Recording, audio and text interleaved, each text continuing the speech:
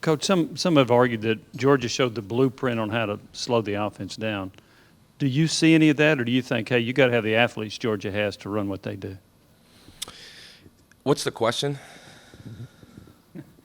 Did Georgia show the blueprint to slow your offense down, or do you discard that and say you have to have Georgia's athletes to slow down the offense?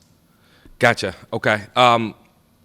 Blueprint to slow us down. I think what slowed us down on Saturday was us. Pre-snap penalties, not executing in critical times in the red zone. Again, going back to the pre-snap penalties. But in terms of a blueprint, man, I think they got really good players. I think there's a lot of teams in this league that have really good players. We've played really good players. They played better than us on Saturday. The environment was at times not handled well by us, both players and coaches. That's on the coaches in terms of not being ready in that aspect. But I'm not sure. I mean, they lined up with 11 guys, and they covered our guys at times. At times they didn't.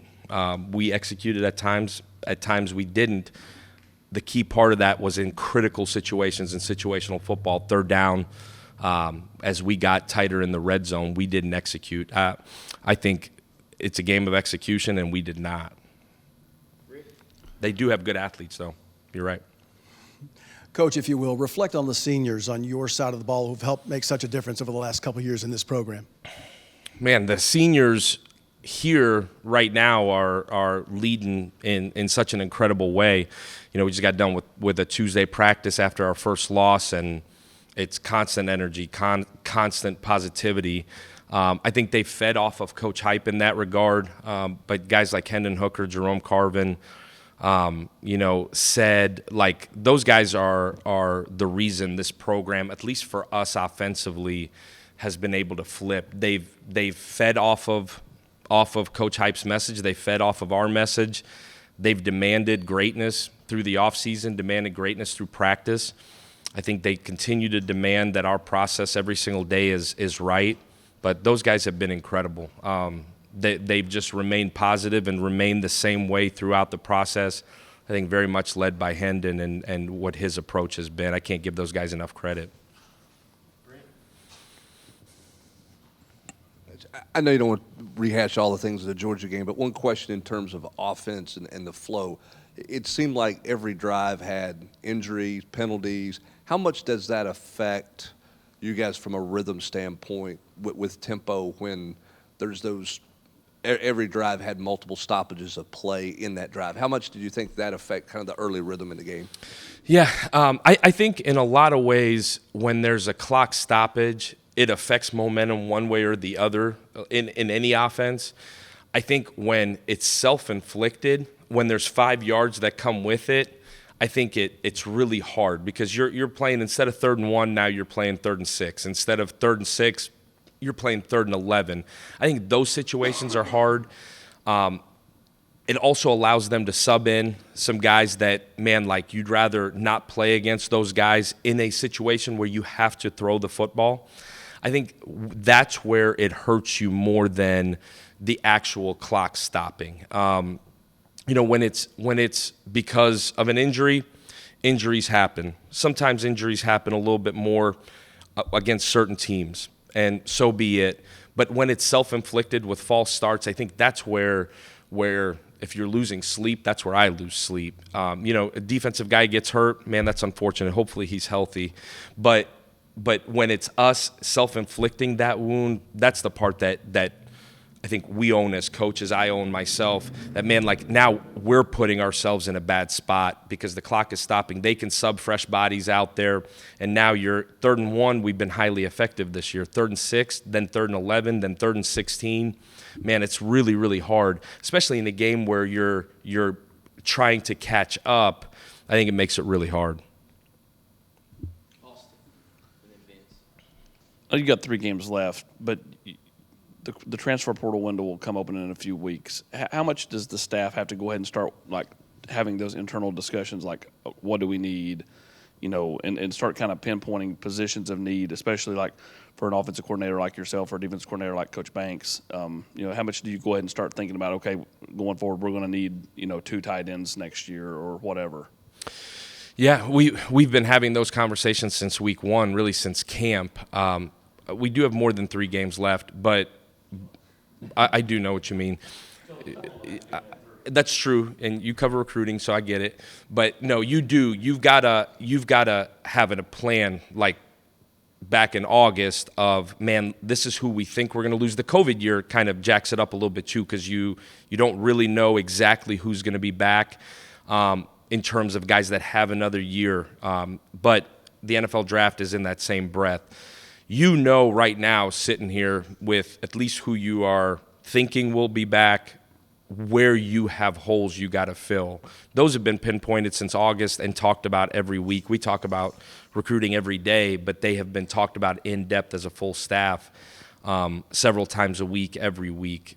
I mean, you know this. It's the lifeblood of what we do. You got to have players. But we've pinpointed positions where we feel like, man, we need an older guy. We need a younger guy with some years. Man, can that be fixed with a high school guy that can take some time to develop? Or, no, we need immediate help there. And you could look at the roster and say, man, like, they're really old there. They need some young help, or spots where we feel like we have really good young players that'll be able to step in and replace bodies. Alex, the bar has been so high on how well Hendon Hooker has played this year, and some commented that maybe he held on to the ball too much in the pocket. He was asked about that yesterday. He didn't think so. How did you view that aspect of the game, the way Hendon handled that? I'm sure situational also.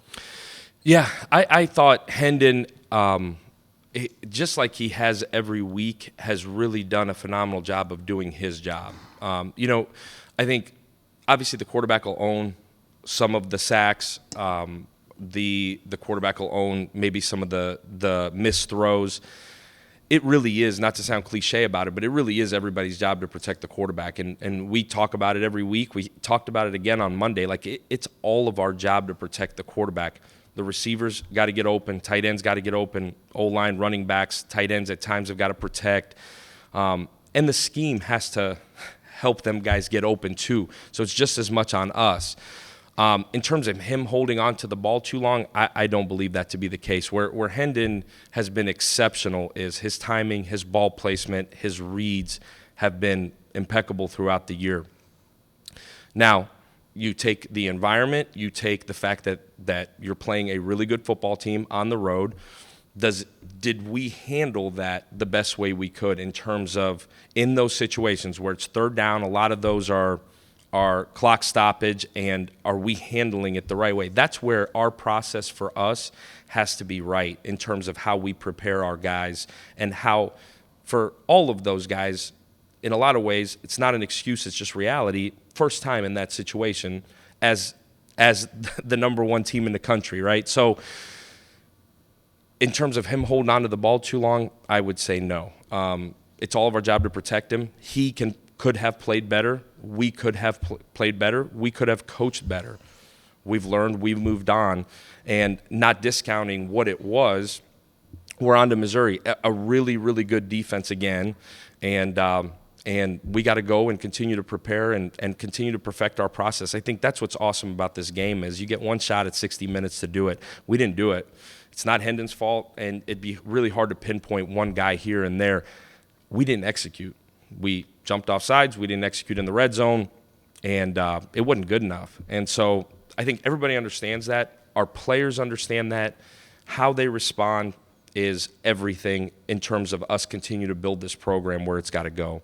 And as of 3 days into it, they've responded at a really, really good level. So kind of along those lines, I'll follow up to Jimmy's blueprint question. If you compare how teams schematically have defended you, would you say Georgia was at least within that range? Like it wasn't well outside of the norm that they did things schematically that just you guys had not seen at all this year, last year? Yeah. Again, I'm not trying to discount the question. They have 11 guys. They can only do so many different things. I do, like, if the question is, man, did they out-scheme us and we had no idea what was going on? Absolutely not. They had a really good scheme. They played really well. We have a really good scheme. We did not play well. Again, schematically, we were sound. We were behind the chains because of the pre-snap penalties the entire night.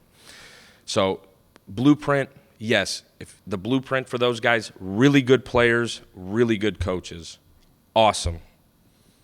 We have really good players, really good coaches. On that day, in that 60 minutes, they were better than us. We screwed up a bunch with the pre-snap penalties.